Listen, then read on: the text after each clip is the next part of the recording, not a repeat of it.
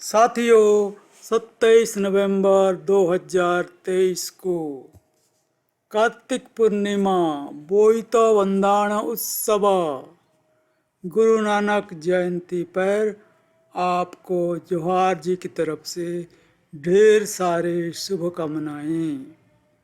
Welcome to जोहार जी हिंदी। नमस्कार, मैं हूं एसपी सोरेन। आपसे गुजारिश है कि लाइक शेयर कमेंट करें, सब्सक्राइब करके बेल आइकन को दबा दें और हमसे यानी कि जोहार जी हिंदी से जुड़ जाएं।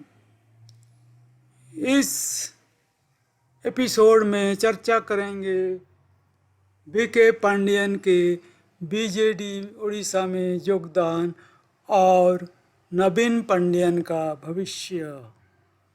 साथियों, 25 नवंबर 2023 को 5 में से 4 प्रदेश में वोट पड़ चुका है और संकेत बीजेपी के लिए अच्छा नहीं है। तेलंगाना में भी अच्छा नहीं होगा। जोहार जी के आकलन के मुताबिक खराब प्रदर्शन के बावजूद बीजेपी राजस्थान में जोड़ तोड़ से सरकार बना सकता है, लेकिन 2024 में इसका खामियाजा बीजेपी को ही भुगतना पड़ेगा। साथियों, 27 नवंबर 2023 के शुभ दिन में वीके पांडियन को बीजेटी में शामिल किया गया है। यह शुभ दिन को उड़ीसा का गौरव इतिहास के रूप में माना जाता है। इस दिन को 75% अणु ओडिया नवीन और 100% अणु ओडिया पांडियन ने व्यवहार करके समग्र उड़ीसा वासियों को अपमान किया है। याद रखिए, ध्यान दें, नवीन पटनायक का माताजी और दादी जी अणु ओडिया थे, इसलिए हिसाब करके उनको जोहार जी ने 75% अणु ओडिया बोला है। इसमें कोई व्यतिक्रम हो तो हमको माफ़ कर दीजिएगा। जोहार जी का आकलन है कि इस अपमान का जवाब ओडिवासी खास करके ABCD आदिवासी और वंचित लोग जरूर देंगे। इसका दाना बंद भी रहा है। इस बीच पता है कि बीजेडी उड़ीसा को डुबाने के लिए रघुवर दास जी को उड़ीसा का गवर्नर नियुक्त किया गया है और पांडियन को बीजेपी की तरफ से मीर जाफर की भूमिका में नियुक्त किया गया है। यानी कि ना तो पांडियन ना ही ओडिवासी को पांडियन साहब से कोई फायदा नहीं मिलने वाला है। पांडियन के मार्फत बीजेडी उड़ीसा के हर रणनीति पर रघुवर दास जी का नज़र बना हुआ है और वह पल पल का खबर मोदी साहब को दे रहे हैं। जोहार जी का मानना है कि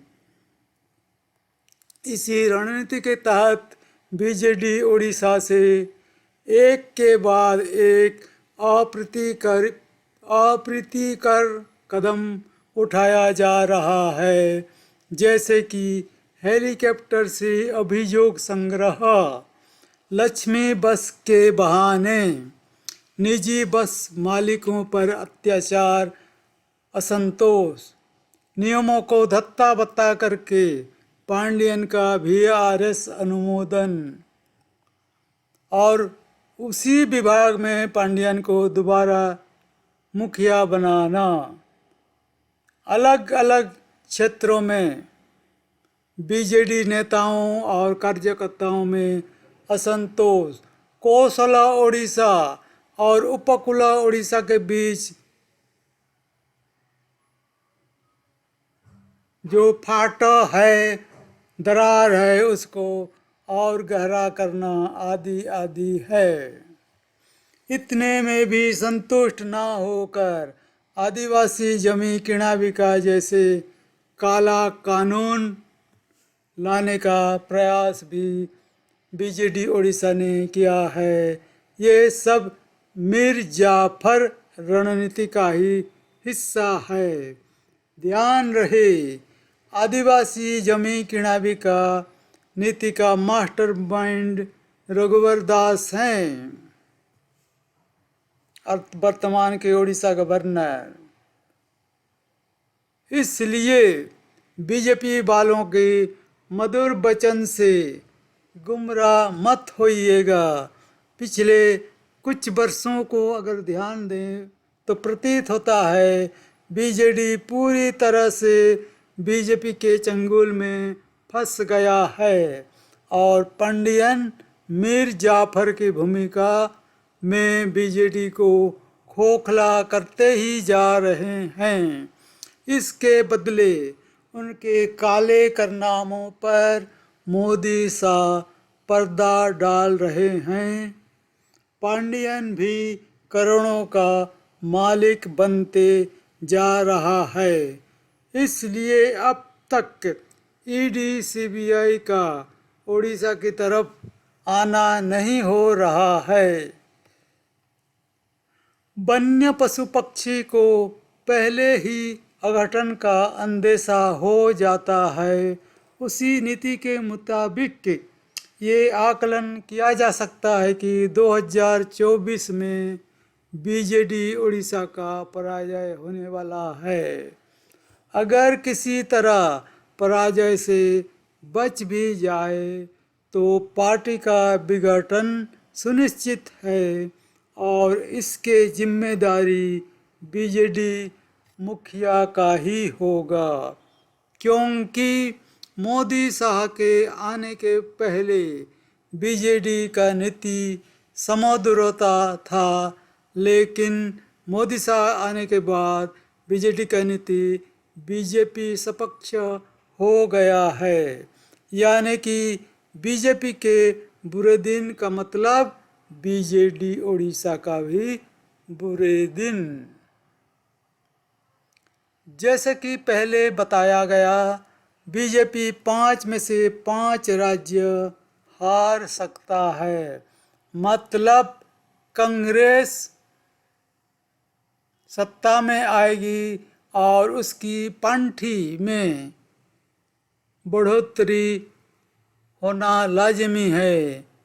इसलिए पांठी बढ़ने के बाद अगर कांग्रेस उड़ीसा में टंका खर्च करना शुरू कर दे, फिर बीजेपी बीजेडी का मधुचंद्रिका को बीट करना पार कर पाने में कांग्रेस सफल हो जाएगा।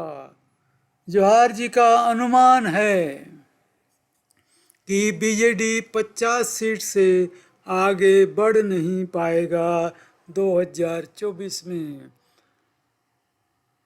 अगर सरकार बनना ही है तो बीजेडी को दूसरे लोगों का सहारा लेना पड़ेगा।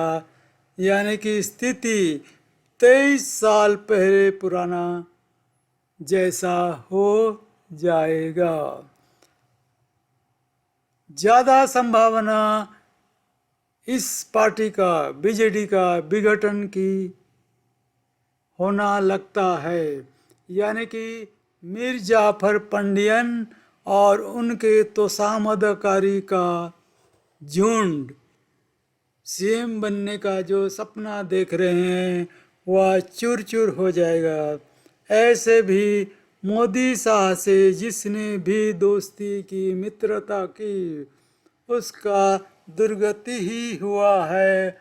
मसलन प्रवीण तोगड़िया, पाकिस्तान के पीएम नवाज शरीफ, अमेरिका के president Donald Trump, Uddhav Thackeray, Vasundhara Scindia, Gwalior के महाराज सिंधिया, शिवराज चौहान आदि आदि। इन सब में आदिवासी जमी और जगन्नाथ जमी सबसे ज़्यादा घातक साबित होने जा रहे हैं। इनका कोई संतोषजनक जवाब नवीन पंडियन के पास नहीं है।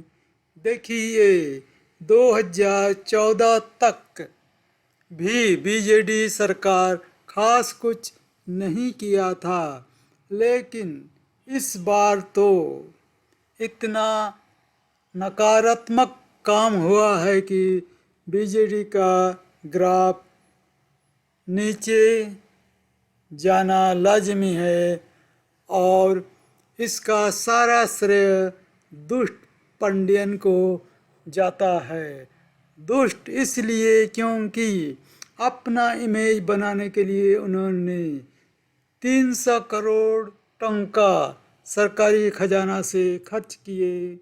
नौकरी से रिजाइनेशन नहीं देकर वीआरएस लेकर करोड़ों का वीआरएस बेनिफिट लिए पेंशन भी ले रहे हैं। आशा है कि जनता इस बात को खूब समझेगा। यह हमारे ड्यूटी है कि जनता को इसकी आगाह कर दिया जाए। जवाहर जी इसलिए कहता है कि ABCD जागते रहो, यानी कि A से आदिवासी, B से वंचित, C से कम्युनिस्ट, D से आपको बताना है।